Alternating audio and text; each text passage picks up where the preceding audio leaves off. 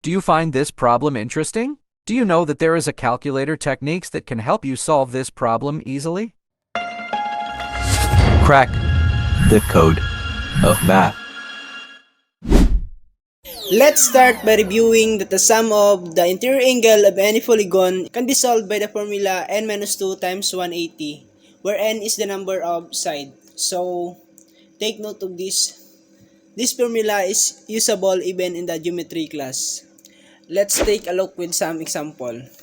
4 square, the number of sides is equals to 4. So, the sum of the interior angle is equals to 4 minus 2 times 180, which is equals to 360. So for the triangle which is in our problem, we're gonna say that 3 minus 2 times 180 is still equal to 180. Therefore, the sum of the interior angle of the triangle is equals to 180.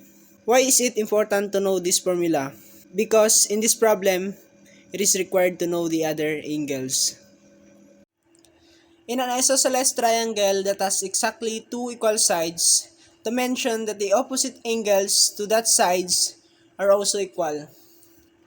The sides are also called legs, and the angle included by the legs is called the vertex angle, and the angle that have the base as one of their sides are called the base angles. In the problem, there is a equal unit length of both sides, and we can conclude that the angle here is 30 degree. For the base angle, as I've mentioned that the sum of the interior angle of a triangle is equals to 180, so we can compute by A plus B plus C is equals to 180, 30 plus 30 plus angle C is equals to 180.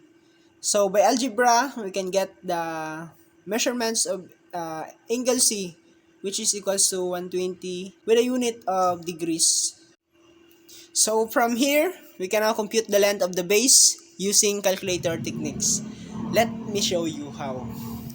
Since we figure out that the angle here is 120 degrees, we can now actually compute the length of this side with disregarding this area.